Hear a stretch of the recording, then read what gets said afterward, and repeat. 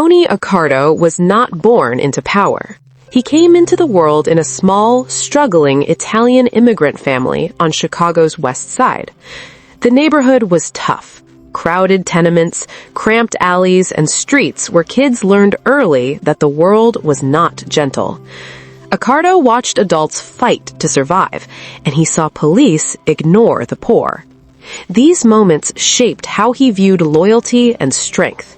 He realized that in Chicago, power was the only language people respected. As a child, Accardo was unusually quiet. Other boys shouted, played, and fought in the streets, but he studied everything around him like a puzzle. Teachers said he had cold discipline, even at a young age. He did not act out, he did not draw attention. He was the type of boy who noticed small details, who owed money, who lied, who was afraid. This ability to read people would later help him rise faster than anyone expected. At age 14, Accardo left school and never returned. Books didn't matter to him, money did. Chicago's streets were full of opportunities for kids who didn't mind danger. He ran small errands for local gamblers and bookmakers. He swept floors and back rooms of bars that hid illegal activity. Every day, he learned how the underworld worked. Dropping out wasn't a failure for him. It was the beginning of his real education. Accardo started doing jobs for low-level gang members. He ran messages, collected small debts, and kept watch outside illegal gambling rooms. He didn't complain, didn't ask questions, and most importantly, he didn't talk. Older criminals liked that. They saw discipline in him. They saw a boy who could follow orders without making noise. This reliability opened doors for him that other teenagers could only dream of. Tony's turning point came when he crossed paths with men from Al Capone's outfit, known simply as the Outfit. One of the gang leaders noticed the confident silence in Accardo's face. He saw something dangerous, but controlled. They brought him into their circle slowly, first for small errands, then for more trusted tasks. This was the moment Accardo entered the shadow world of Chicago's real criminal empire. The Outfit was strict, organized, and feared. They weren't just street criminals, they were a disciplined machine. Accardo learned their rules: loyalty above everything, silence even under pressure, and obedience without hesitation. He also learned how the Outfit earned money: bootlegging, gambling, racketeering, and protection schemes. Watching from the inside, he began to understand the structure of power. Accardo's name started spreading when he proved he could handle violence without emotion. When the Outfit needed someone strong to settle a street problem, he did it quickly and without bragging.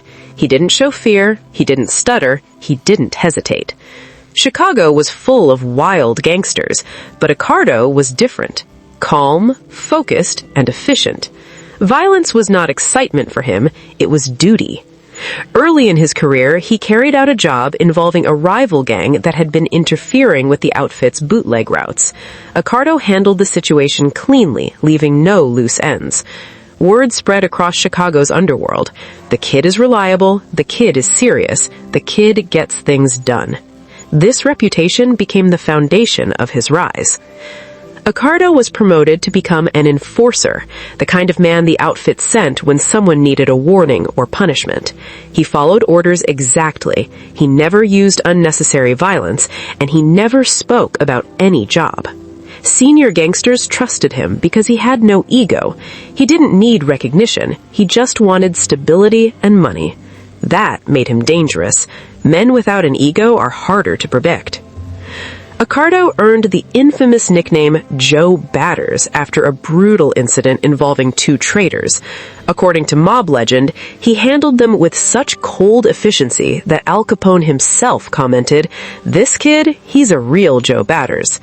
In Chicago's underworld, Capone's praise was like a badge of power. From that moment on, Accardo wasn't just a foot soldier, he was someone the entire Outfit respected. As Accardo rose in the Outfit, he found himself under the direct influence of Al Capone, the most feared gangster in America at the time. Capone did not choose many protégés, but he respected Accardo's discipline. Accardo watched how Capone controlled politicians, intimidated rivals, and organized profitable operations. He learned how power worked, not just through violence, but through strategy and influence. This period shaped him into a man who understood both the streets and the boardroom. Accardo realized that the loudest men in the underworld rarely survived long. He developed a lifestyle of extreme silence. No flashy clothes, no unnecessary arguments, no drinking, no public scenes. He kept his private life locked away. When police questioned him, he simply smiled and said nothing. This earned him a reputation as a man who could never be broken.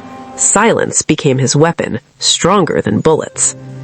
The United States had banned alcohol, but Chicago was drowning in illegal booze. The outfit made millions selling it. Accardo worked closely with smugglers, drivers, and warehouse managers. He oversaw shipments, protected supply lines, and punished thieves. His calm leadership through this chaotic time made him stand out. Other gangsters cracked under pressure, but Accardo operated like a machine, steady and focused. The most important thing in the mob was the flow of money.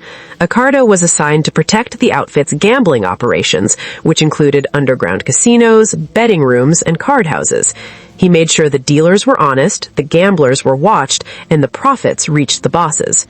No one dared steal from the outfit while Accardo supervised. He was feared, not because he was loud, but because he was efficient. When the infamous St. Valentine's Day massacre shocked America, chaos rippled through Chicago's criminal world. Rival gangs were ready for war. Accardo played a role in stabilizing the outfit's territory. He enforced boundaries, punished small challengers, and helped maintain order when the city was on edge. While Capone drew attention, Accardo operated in the shadows, strengthening the foundation of the empire. Chicago's gang life was deadly. Drive-by shootings, betrayals, and arrests wiped out dozens of powerful men. But Accardo survived every wave of violence. He was never reckless, never greedy, and never careless. He avoided bars where gangsters gathered, stayed away from unnecessary fights, and planned every move. This mindset helped him outlive nearly all the major mobsters from Capone's era.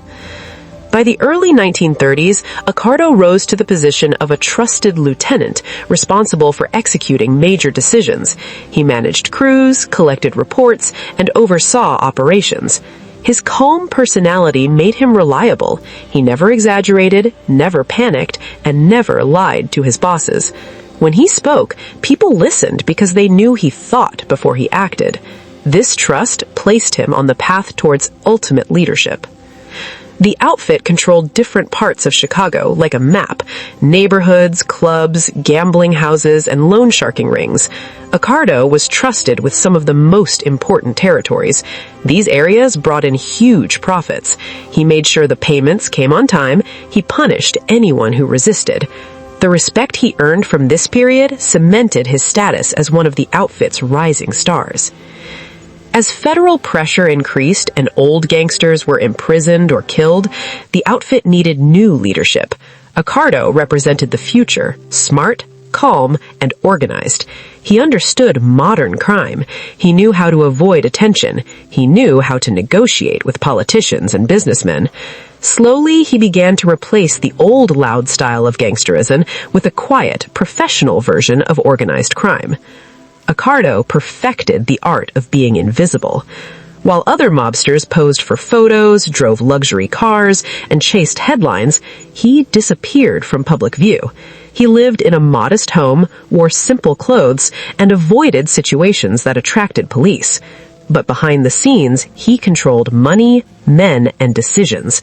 This invisibility protected him for decades, making him one of the most untouchable mobsters in American history. Accardo understood something most gangsters never learned. Violence only works when it is controlled. He did not beat people in public, did not shout threats, and did not start unnecessary wars. But when someone broke the outfit's rules, Accardo responded with precision. His punishments were quiet, targeted, and final. People disappeared. Debts were collected. Messages were delivered without drama. Under Accardo, violence became a tool, not entertainment. Discipline was Accardo's greatest strength. He followed a strict routine, avoided alcohol, and studied every detail of the outfit's operations. While others relaxed after big scores, Accardo reviewed reports, checked gambling revenue, and ensured every man followed the rules.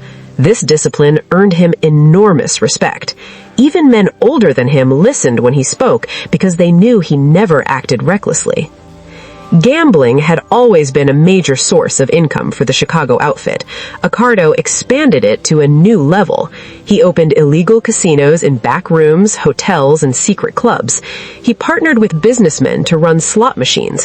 He even brought gambling to Chicago's suburbs. Every new operation brought in steady money.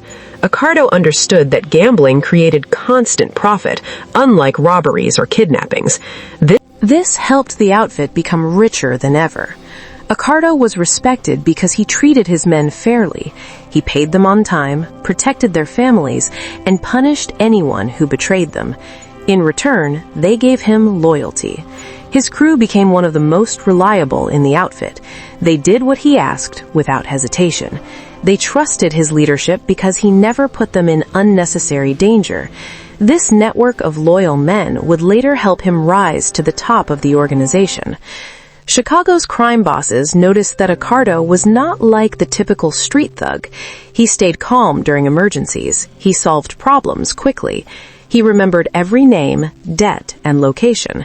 He understood business and street politics. Bosses like Frank Nitti and Paul Ricca saw him as the future of the outfit. When they needed organized, careful work done, they called Accardo. Slot machines were one of the outfit's most profitable assets. Accardo oversaw the placement of these machines in bars, clubs, and restaurants across Chicago. He made sure every owner paid their share and every machine stayed running. Anyone who tried to cheat the system was quietly removed. The millions earned from these machines strengthened Accardo's power inside the organization. The outfit had deep control over labor unions, especially the Teamsters. Accardo helped maintain these relationships. He protected union leaders who cooperated with the outfit and replaced those who didn't. Through unions, the outfit controlled construction companies, trucking routes, and major contracts. This influence gave Accardo access to business power, not just street power. Accardo understood that no criminal empire could survive without help from the inside. He built quiet relationships with police officers, detectives, and local officials.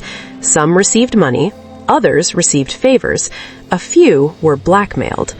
Because of these connections, police raids often happened too late. Arrests failed. Cases disappeared. Accardo stayed one step ahead of the law for decades because he controlled information. While other gangsters acted like celebrities, Accardo lived like a regular man. He walked his dog, he talked to neighbors, he shopped at local stores. Police rarely saw him at nightclubs or expensive restaurants. This normal lifestyle confused investigators. They knew he was powerful, but they had nothing to charge him with. To the public, he looked like a quiet, middle-aged man, never the secret boss of Chicago. By his mid-30s, Accardo had proven himself countless times. He made money, he avoided trouble, he inspired loyalty, he survived every challenge. Inside the outfit, whispers began to spread.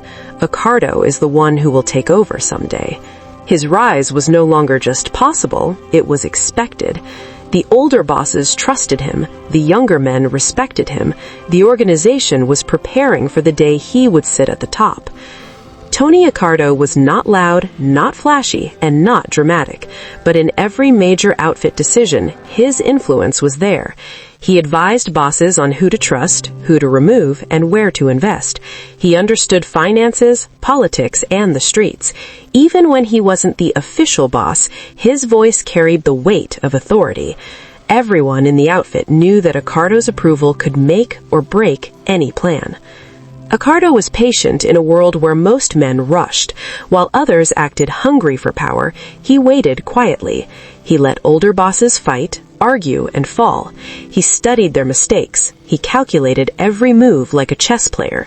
This patience made him stronger than anyone who competed with him. He understood that time is a weapon, and he used it better than anyone else. Accardo started investing his money early. He bought small businesses, bars, restaurants, repair shops. Some were fronts for outfit activity. Others made real profits. He later invested in hotels, trucking companies, and construction firms. Unlike many gangsters who wasted money on parties, Accardo built long-term wealth. By his early 40s, he was financially untouchable. Paul Ricca, the real brain of the outfit after Capone, trusted Accardo deeply. Ricca valued intelligence over scandal. He needed someone who could lead without attracting heat. Accardo fit perfectly. He was reliable, calm, and impossible to intimidate. When Ricca began stepping back from daily control, he quietly handed responsibilities to Accardo. This was a silent coronation. Accardo was becoming the new center of power. After Frank Nitty's suicide in 1943, the Chicago outfit needed stability. There were fears of a power struggle, but Ricca and Accardo moved smoothly into leadership roles. Accardo took charge of street operations, finances, and enforcement. He reorganized crews, expanded business, and ensured every territory functioned efficiently. Under his management, the outfit avoided chaos and became stronger than before. Accardo helped shift the outfit's attention to Las Vegas, a new land of opportunity. He understood that casinos were perfect for laundering money and generating profit. He sent trusted men to Nevada. Tony Spilotro, Sam Giancana, and others would later follow this path. Chicago's influence grew inside casinos, counting rooms, and hotel management. Every chip that moved on a table helped enrich the outfit. Accardo believed that bosses who chased fame died early. He never gave interviews. He avoided newspapers. He stayed away from nightclubs that other mobsters loved. He preferred quiet family dinners and simple routines. To him, surviving was more important than being feared publicly. This low-profile leadership style protected him for more than 60 years. Accardo saw what happened to men like Dutch Schultz, who threatened prosecutors and brought the FBI on himself, Bugsy Siegel, who made enemies by wasting money, Albert Anastasia, who ruled through fear but ignored diplomacy, and John Gotti, who talked too much and acted like a celebrity. Accardo learned from all their mistakes. He avoided ego, he avoided attention, he avoided unnecessary wars. That was why he outlived almost all of them. Accardo became a master of invisible leadership. He rarely appeared in meetings. He never wrote anything down. He communicated through trusted men who carried his orders. Police believed he retired many times, yet he continued leading from the shadows. His power was strongest when people believed he had stepped away. In truth, he controlled Chicago quietly for decades. Accardo had a simple rule: one betrayal ends everything. He never forgave men who broke loyalty, but he handled betrayal with calm precision. He did not shout, he did not threaten. He simply gave a nod, and the problem disappeared. Killers were sent quietly, bodies were never found.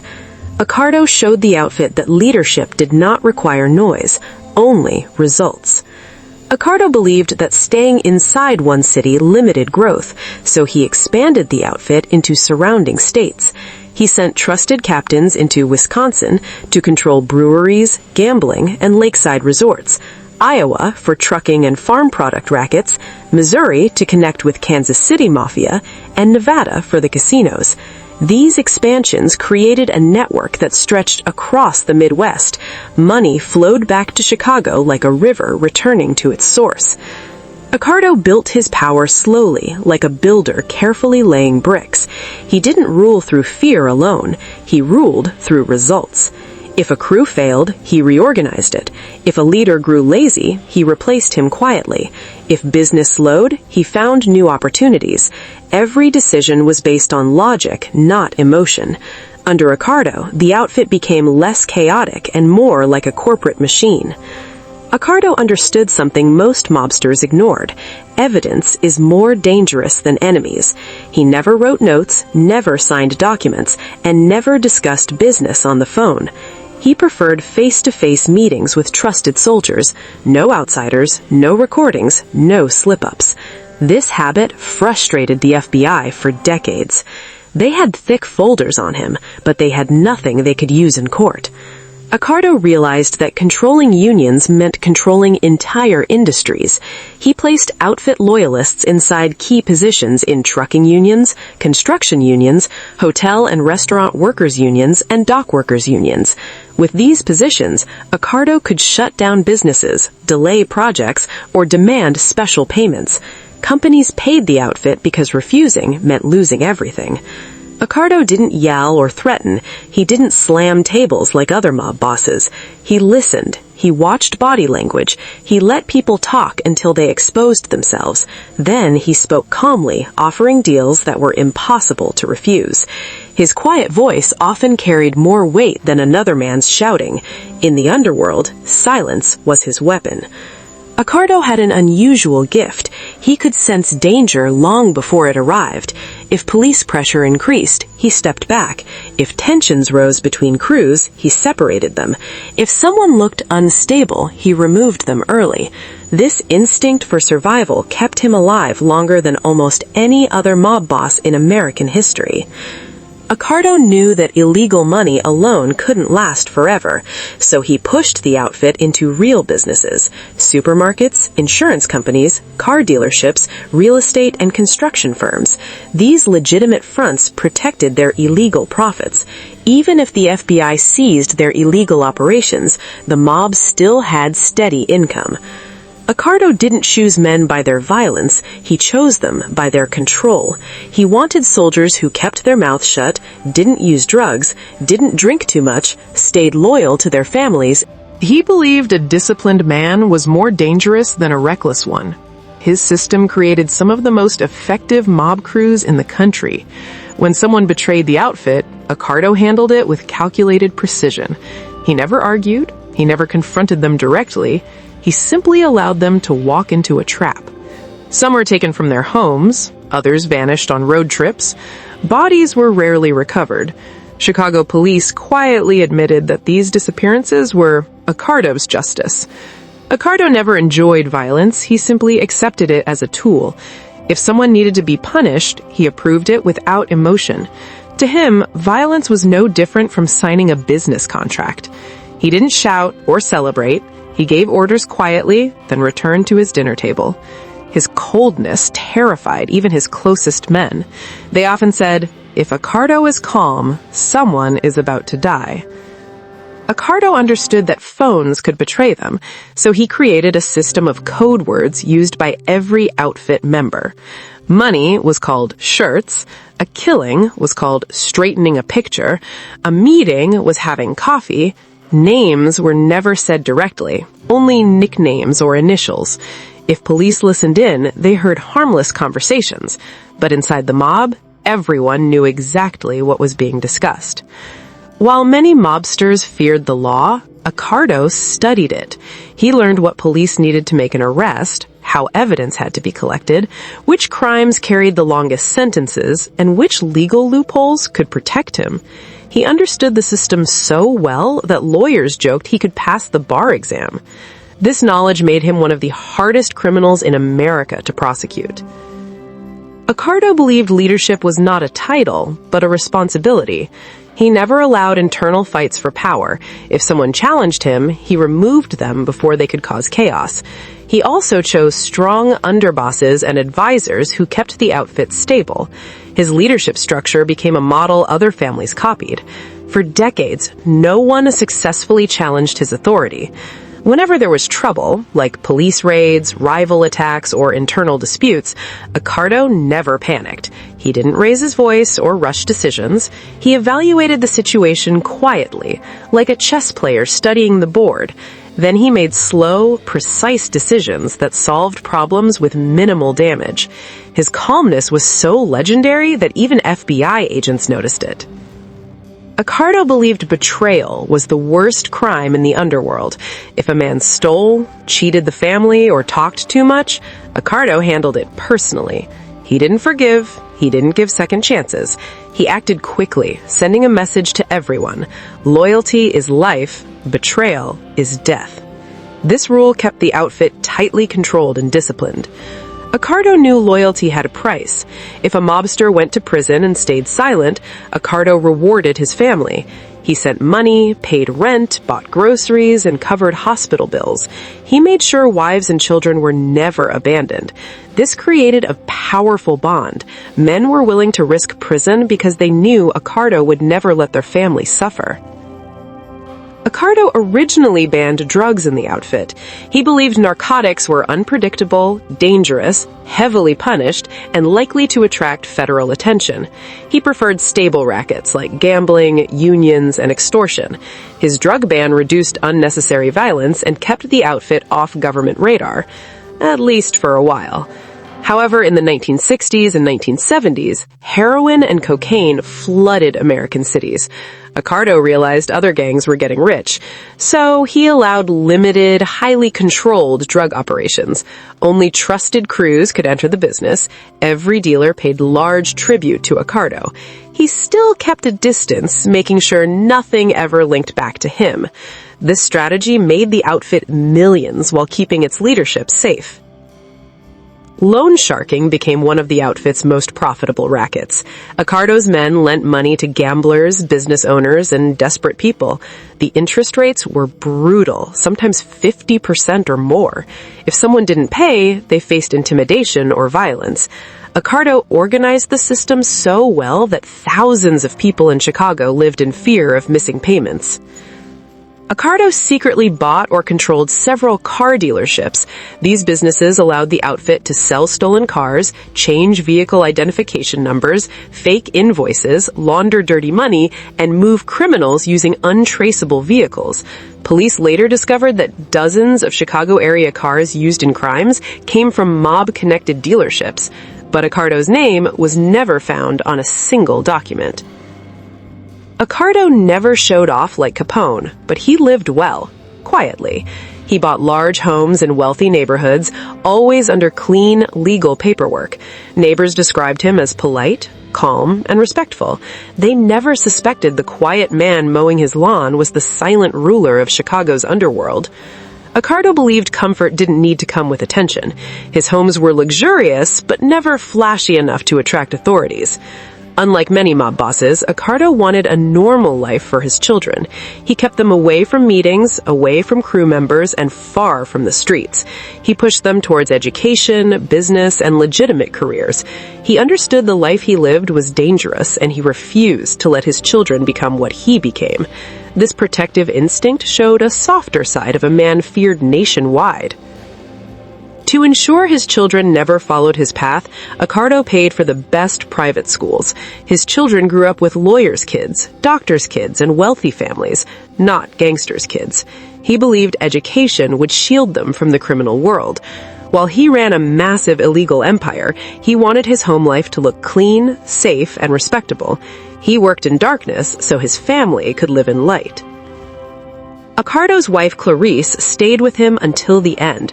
She lived through investigations, surveillance, and whispers from neighbors, yet she described Tony as a calm, gentle husband. He was two different men, the quiet father at home and the feared boss on the streets. Their stable marriage created a strong foundation that allowed Accardo to run the outfit with a clear mind. Inside the Accardo house, there were no guns on the table, no shouting, no chaos. Family dinners were peaceful. Children played in the yard. Accardo separated his two worlds, crime outside, family inside. He believed a man who couldn't control his home had no right to control an empire. Accardo avoided big celebrations, but loved intimate backyard gatherings. He invited a few trusted friends for quiet dinners, cigars, and discussions. These weren't mob meetings, just moments of relaxation. Neighbors often saw him grilling food, watering plants, laughing softly. It was strange how a man capable of ordering brutal killings could enjoy such simple peace. But Accardo valued normalcy in a world filled with danger. Fishing was Accardo's escape from the underworld. He could spend hours by the water, silent, patient, focused, the same qualities that made him an effective mob leader.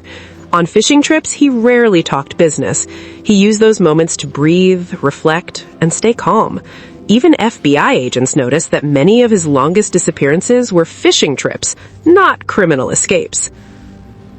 Accardo believed a leader must never lose control. He avoided heavy drinking and never touched drugs. He watched other gangsters destroy themselves with addiction, loose talk, and impulsive behavior. Accardo preferred a clear mind, because in his world, one sloppy moment could mean prison or death. His discipline kept him alive longer than nearly every other mob boss in America. Even after rising to the top, Accardo stayed loyal to the men who helped him climb. He didn't forget favors, he didn't abandon old crew members. He visited them, supported their families, and ensured they were taken care of.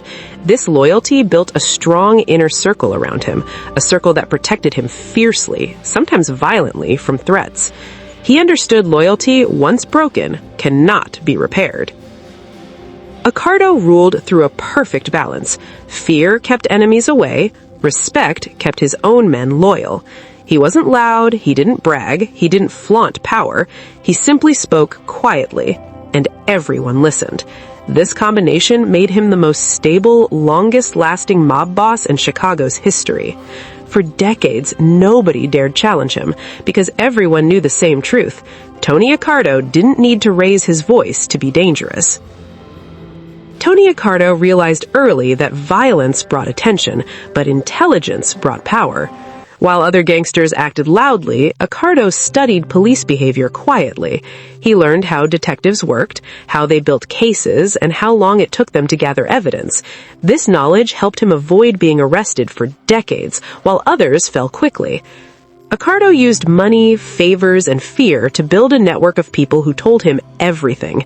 From bartenders to politicians and even low-level cops, he had eyes everywhere in Chicago. If something important happened in the city, Accardo knew before anyone else.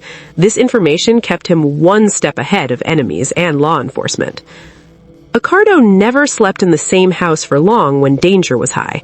He owned small apartments all over the city, each one clean, simple, and unknown to the public. When police tried to arrest him, he had already moved to another safe place. These hidden locations made him almost untouchable. Unlike Al Capone, who loved attention, Accardo preferred silence. He ordered his men to avoid newspapers, cameras, and flashy lifestyles. This made the organization stronger because police had fewer reasons to target them. In Accardo's mind, fame was a weakness, not a blessing. Tony Accardo believed killing should be used only when necessary. He didn't like chaos or random attacks. Every hit had to be planned, approved, and carried out with precision. This made the Chicago outfit more disciplined than other mobs that acted recklessly. Accardo secretly trained younger members in how to behave, dress, talk, and think. He taught them how to blend into society so they would never look like criminals. He believed that a well-mannered gangster could walk past any police officer without suspicion. This training became a tradition in the Chicago outfit. Accardo hated drugs because they brought federal heat. He allowed some operations, but only under strict control. Anyone caught dealing without permission faced severe punishment, even death. His strict rules kept the Chicago outfit safer than the New York families drowning in heroin busts. Accardo helped design the Chicago outfit's strategy for Las Vegas casinos. He didn't gamble. He didn't party. He focused strictly on making money flow silently from the casinos to Chicago. This blueprint later made the mob millions of dollars without the public ever noticing. By the 1960s and 1970s, many early gangsters were dead or in prison, but Accardo was still free, still powerful, still respected. Even younger leaders feared him because of his wisdom and influence. He became a living legend, untouched for decades. Tony Accardo managed something almost no other mob boss achieved. Despite a lifetime of crime, murders, extortion, gambling, racketeering, he never spent a single night in prison. This made him one of the most successful and dangerous masterminds in American crime history.